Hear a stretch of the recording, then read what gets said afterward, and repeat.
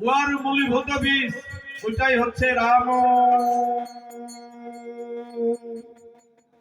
রাম মহাকাশে আমরা সবাই ছিলাম।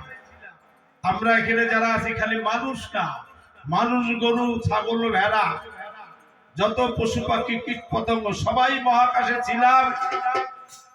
জন্মের পরে এই যে নারায়ণে এলাম। নারায়ণ মানে জীব জগতেই হচ্ছে নারায়ণ। কি বাবা ভুল কইলাম? হ্যাঁ, জীব জগতেই নারায়ণ আর মহাকাশটাই হলো রাম। ওই রামে ছিলাম, নারায়ণে এলাম। আবার শেষের একটা রাম আছে, মৃত্যুর পরে সবাইকে যাইতে হবে ওই আবার ওই রামেরই কাছে। যাবেন না? ছিলাম, এলাম, যাব। রাম নারায়ণ রাম। তো ঠাকুর যে রাম নামের কথা বলে ভাই, এই রাম নামে হিন্দু মুসলমান ভেদাভেদ মোটেই কিন্তু নাই। এই হিসাবে গৌর হরি দিয়েছিল হরে কৃষ্ণ নাম। আমরা গৌর ভক্ত যারা গৌর হরির কথাটা মানি নাই তারা। আবার দেখবেন গৌর হরি আর একটা নির্দেশ দিয়েছিলেন এই নামটা দেওয়ার পরে, ঠিক রে কলিহত জীব। গৌর হরি চৈতন্য চরিতামৃতটা ভালো করে দেখবেন। গৌর হরি কি বললেন? কলি যুগে যাগ যজ্ঞ পূজা পার্বণ নয়, হরি নামকে বলো বিহাই প্রভু পায়। গৌর হরি বললেন, অনেকে মনে করেন ভাই বালক ব্রহ্মচারী আইসা বলে পূজা পার্বণ করে না। আমার গুরু ভাই অনেকে ওই তথাকথিত পূজা পার্বণ ছেড়ে দিয়েছে। তাই ঠাকুর কিন্তু পূজা পার্বণ ছাড়ার কথা মোটেই বলে নাই। বলছে তোমরা আপনারা দেখাইতে পারবেন ঠাকুরের কোন বই পুস্তকে যে তোমাদের মূর্তি পূজা বাদ দাও? এই কথা বালক ব্রহ্মচারী বলে নাই, এটা বলছে তোর গৌর হরি। গৌর হরি বললেন যা যজ্ঞ পূজা পার্বণ কোন দরকার নাই, হরিনাম কেবল ইহাই বল সদা সর্বদাই। কি বাবা বলে নাই? হ্যাঁ, কি বললেন? হরের নাম, হরের নাম, হরের নাম হইব কেবল পার্বণ কলিযুগে কোনো দরকার হবে না। শুধু তোমরা একমাত্র নাম করো, নামেই নির্বাণ, নামেই মুক্তি, নামেই সব। তা আমার গৌর মানে ঠাকুরের ভক্ত আছে দুই মুখা, ওই গৌর হরিরও ভক্ত আরো বেশি বেশি করি আছে দুই মুখা। আমি দেখবার পাই, আছে না সুবলদা? দুই মুখা ভক্ত ছিলেন বাবা, ছিলেন না? দুমুখা গুরু ভাই, দুমুখা গৌর ভক্ত। আমার ঠাকুরের ভক্ত আছে, খালি গৌর ভক্ত তোর দিয়া লাভ নাই। তাই দুঃখ করে পরম পিতা ঠাকুর বললেন, দেখলে আগামী দিনে এক নাম্বার গৌর ভক্ত হবে কারা? সন্তান দলের ভিতরে ঢুইকা রামনারায়ণ কীর্তন করে যারা, এরা হবে আগামী দিনে এক নাম্বার গৌর ভক্ত। কারণ গৌর হরির নির্দেশ আমাদের গুরু ভাইরা মানে। কিন্তু গৌর ভক্ত যারা গৌর হরির নির্দেশটা বেশিরভাগ মানে না, কিন্তু তারা আমি লজ্জায় মরে যাই। গৌর ভক্ত সাইজা ঘুরা বেড়ায়, লজ্জা শরম নাই। ধুমুকাই এরকম। আমার যে গুরু ভাই এখানে আছে অনেকে ধুমুকা, দুই হাত, এক হাত সামনে আর এক হাত পিছনে। রাম নারায়ণ রাম, রাম নারায়ণ রাম, রাম নারায়ণ রাম নারায়ণ রাম নারায়ণ রাম। এইদিকে হাত রামনারায়ণ কীর্তন করছে, উদয় অস্ত চলছে, আর একটা হাত পিছন দিয়ে রাখছে। বাপ দাদা 14 গোষ্ঠী ধরে করছে। তো কাল ঠাকুর তুইও কেন বাদ যাস, তুইও খা। রাম নারায়ণ এইরকম গুরু ভাই আছেন যারা, গৌর ভক্ত আছেন যারা, তাদের উদ্দেশ্যে বলছি, অনুরোধ করছি, তাড়াতাড়ি পিছনের হাতটা সামনে নিয়ে আসবেন আপনারা। দুই হাত সামনে না আনলে ভাই আগামী দিনে পৃথিবীতে তৃতীয় বিশ্বযুদ্ধে টিকে থাকার মতো কারো মুরাদ নাই, আছে?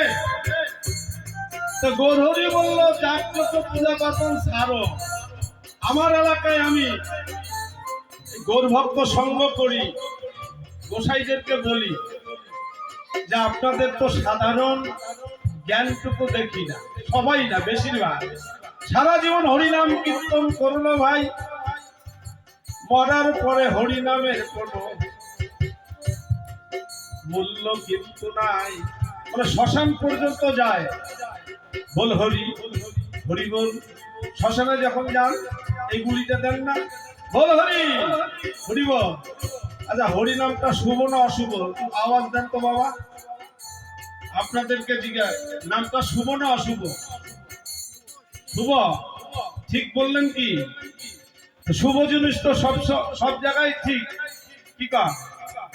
হরিনামটা যদি শুভ হয় তো সব জায়গায় প্রয়োগ করা যায়, যাবে না? তাহলে একটা ছেলে বিয়ে করতে যাচ্ছে, বরযাত্রী বাই হইল, আর ওই সময় যদি কোনো একটা লোক হরি বলটা কইল, বরযাত্রীকে নিবে? নিবে কি? এই নামে দাও, নামে দাও, নামে দাও।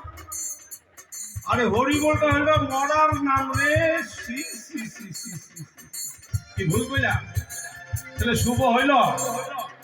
তাই আমাদের বৈদিক অনুষ্ঠানে বিয়ায় সর্বপ্রথম মহানাম হয়, শুভ নাম সব সময় শুভ সর্ব জায়গায়।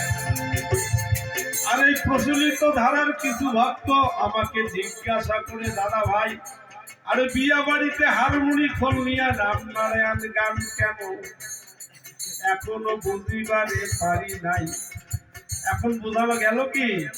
আরে যে নামটা শুভ, জন্ম মৃত্যু সব সময় চলবে ভাই, তাহলে গৌর হরি কিন্তু ওই মরা খাওয়ার জন্য হরি নামটা মোটেই তো দেয় নাই।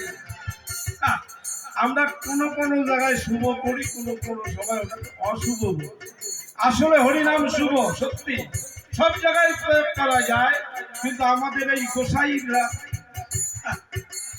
ওটাকে বুঝতে দেয়, যার ফলে ঠাকুর এবার এসে বললেন, মা ভাই আমি আবার আসলাম। কেন ঠাকুর কেন পৃথিবীতে এসছেন জানেন? সারা পৃথিবীতে এক জাতি এক নীতি এক রাষ্ট্র ব্যবস্থার পরিবর্তন করতে। আমার উদ্দেশ্য বেদভিত্তিক সাম্যবাদ প্রতিষ্ঠা করব। আর আদর্শ, আদর্শ বললেন ঠাকুর, আমার আদর্শ হলো প্রকৃতির আদর্শ। প্রকৃতিটা কি?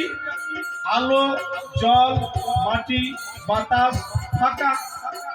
সংস্কৃতে বলে ক্ষিতি, অপ, দেশ, মরুদ, বম। কি তাই তো? এই ক্ষিতি, অপ, দেশ, মরুদ, বম কথাটা আমরা অনেকদিন থেকে শুনলাম। এই সন্তান দলে যদি না আসতাম দাদা ভাই, এর বাংলাটা আমিও জানতাম না। এই যে মায়েরা বসে আছে, কোন মাকে যদি বলি, মা গো আমাকে একটু অফ দেন তো, কি বুঝছেন? অফ বুঝেন নাই? মায়েরা বুঝবে না তো। অফ হচ্ছে সংস্কৃত ভাষা, বাংলায় হচ্ছে জল। তা আমরা বাংলাটা বলাই ভালো। ক্ষিতি মানে মাটি, মরুদ মানে বাতাস। হ্যাঁ, তা আমাদের ওই যে ওই রকম মন্ত্র পাঠ করিয়ে এমন বোকা বানায় দিতে দাদা ভাই, ধর্মের নামে শোষণ করছে, আপনাদের জানাই। তাই আমি গৌর হরির ভক্ত যারা, আমি অনুরোধ করে বলতে চাই, ভালো করে আমার কথা শুনবেন আপনারা। হরিনাম, হরিনাম ছাড়া সত্যি কলিহত জীবের কোনো কিন্তু মুক্তি নাই। যেহেতু হরিনামের ক্রিয়া অনেকটা নষ্ট হয়ে গেল ভাই, যার ফলে ঠাকুর আসছে আপনাদের জানাই। তাই ঠাকুর এসে বললেন যে গৌর হরির অসমাপ্ত কাজকে আমি সম্পূর্ণ করার জন্য আমার আশা। কারণ গৌরহরি সবার বাড়িতে যায়, সবার বাড়িতে খায়, সবাইকে প্রেম দেয়, কোল দেয়, যার ফলে ব্রাহ্মণ সমাজ খেপে গিয়েছিল ভাই। মাত্র 48 বছর বয়সে সুদূর উড়িষ্যায় পুরী ধামে, পুরীর মন্দিরে গৌরহরিকে নিয়ে পাথর দিয়ে পিটে হত্যা করেছিল ভাই। গৌরভক্ত হইয়া আজও তার কিন্তু কোন প্রতিক্রিয়া আমরা দেখবারে পারি নাই। আহা, কারা মানল? এই বর্তমান সমাজের যারা ব্রাহ্মণ, তাদের পূর্বপুরুষ আমাদের গৌরহরিকে নির্মমভাবে হত্যা করেছে। তাই বালক ব্রহ্মচারী মহারাজ বললেন, দেখ রে, তোমরা গৌরহরিকে বাঁচতে দিলে না। যিশু খ্রিস্টকে দিনের বেলায় প্রকাশ্য 3টি কাষ্ঠের ফলকে পেরেক পুঁতে তোমরা হত্যা করেছ। গ্যালিলিওকে হত্যা করেছ, সক্রেটিস তাকেও তোমরা মেরেছ, আমাকেও মারতে আসবে। আমি এবার আইছি 8 হাত বাইন্দা আইছি, আমাকে মারা দূরের কথা, আমার একটা কেশাগ্র স্পর্শ করার মতো ক্ষমতা এখনো পৃথিবীতে জন্মগ্রহণ করে নাই। রাবণেরা তাই ঠাকুর একটা ভবিতব্যবাণী দিলে যে আমার এই সুচরের বাড়ি একদিন আক্রমণ হবে, জলপথে, স্থলপথে, আকাশ পথে। তাই নাকি বাবা? বলো হ্যাঁ। তুমি কি করবা? আমি তাদেরকে ওয়েলকাম করব, স্বাগত জানাবো। তাই নাকি? হ্যাঁ হ্যাঁ। ওরা সঠিক জবাব কোনদিন পাবে জানিস? আমাকে যেদিন হসপিটালে নিবে, হ্যাঁ, এমনকি আমাকে শ্মশানেও নিবে, সেদিন তারা আমার সঠিক জবাবটা পাবে। যাই হোক, সেদিকে যাচ্ছি না, ওদিকে গেলে অনেক। পরের বাড়ি যদি আসতে পারি ভাই, সেই দিকে যাওয়ার কোনো আমার ইচ্ছা নাই। পরের স্টেপে যদি আসি, ওই সম্পর্কে আলোচনা হবে। কেমন? রাবণেরা তো ঠাকুর